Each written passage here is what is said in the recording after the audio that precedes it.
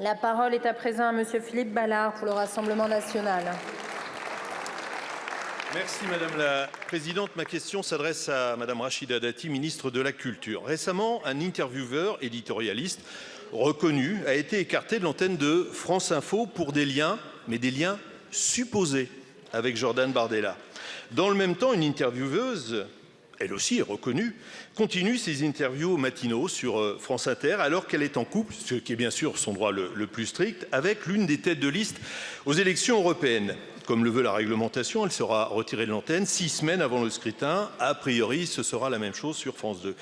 Mais n'y a-t-il pas de poids, de mesure dans cette histoire? Quelle est la cohérence déontologique dans tout cela? Est-ce qu'il y a les gentils d'un côté et puis les présumés vilains, très vilains de l'autre?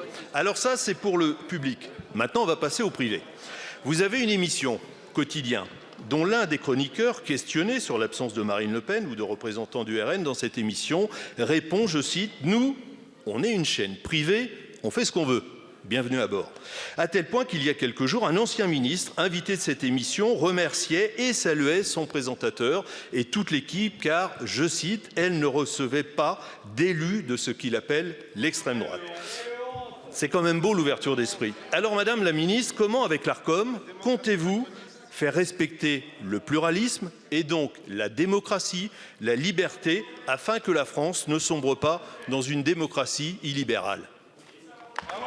Je vous remercie. La parole est à Madame Rachida Dati, ministre de la Culture. Présidente, Mesdames et Messieurs les députés, Monsieur le député Ballard, je veux vous dire, votre question est totalement pertinente. Vous avez raison. S'agissant notamment du pluralisme et aussi, notamment dans les médias, il faut éviter le deux poids deux mesures. Je vous le dis avec beaucoup de conviction personnelle.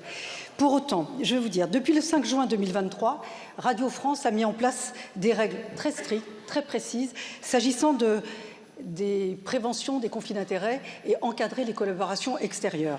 J'ai demandé effectivement des éléments, vous avez raison, ce qui justifie d'ailleurs votre question. Ces règles, elles s'appliquent à l'ensemble des journalistes de Radio France. Alors, en amont de toute collaboration, même à la limite de toute discussion, et vous le savez, Monsieur Ballard, vous avez été vous-même journaliste, pour éviter tout conflit d'intérêts, il suffisait qu'il informe sa direction pour dire s'il y avait une collaboration envisagée. Ça n'a pas été le cas puisque Radio France l'a appris par la presse. Alors, afin de lever tout doute sur l'existence d'un conflit d'intérêts, Radio France a décidé de suspendre à titre conservatoire Jean-François Aquili de l'antenne de France Info. Pour autant, il est rémunéré. Il y aura des conclusions de cette enquête. Est-ce qu'il y aura des mesures qui sont prises à son encontre? Je n'en sais rien à ce stade. J'ai demandé évidemment qu'on puisse me les faire communiquer. S'agissant de Léa Salamé, effectivement, l'information, elle est connue de tous, y compris de sa direction.